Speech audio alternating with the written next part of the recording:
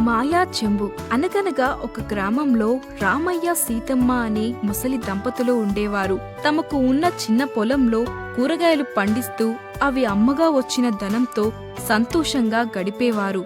ఒకరోజు ఇంటిని శుభ్రం చేస్తుండగా అటుకపై నుంచి ఒక పాత చెంబు కింద పడింది.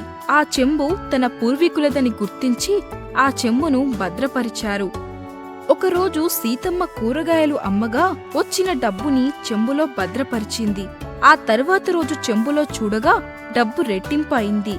అది చూసి సీతమ్మ ఆశ్చర్యపోయింది. వెంటనే ఆ విషయాన్ని తమ భర్తకు చెప్పింది. మొదట రామయ్య నమ్మలేదు. కాని సీతమ్మ తన దగ్గర ఉన్న ధనాన్ని చెంబులో వేసింది. వెంటనే ఆ ధనం రెండింతలయింది. కొన్ని రోజులకు ఆ దంపతులు ఇద్దరూ ధనవంతులయ్యారు.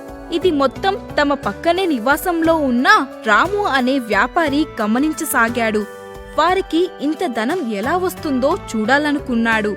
ఒకరోజు రాజు దొంగచాటుగా రామయ్య సీతమ్మ వాళ్ళ ఇంటి కిటికీ నుంచి తొంగి చూశాడు. అదే సమయంలో రామయ్య సీతమ్మ తమ దగ్గర ఉన్న ధనాన్ని చెంబులో వేసి రెట్టింపు అవడం గమనించాడు.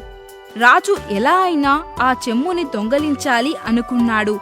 ఆ తరువాత రోజు రామయ్య సీతమ్మ పొలం వెళ్లిన తరువాత రాజు దొంగతనంగా రామయ్య ఇంటి కిటికీలోకి ప్రవేశించి ఆ చెంబును దొంగతనం చేశాడు.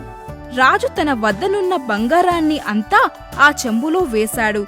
బంగారం మొత్తం సగమయింది. అది చూసి ఆశ్చర్యపోయిన రాజు తన వద్దనున్న ధనాన్ని ఆ చెంబులో వేశాడు. ఆ ధనం కూడా సగం అయిపోయింది. అలా రాజు దగ్గర ఉన్న ధనం మొత్తం అయిపోయింది.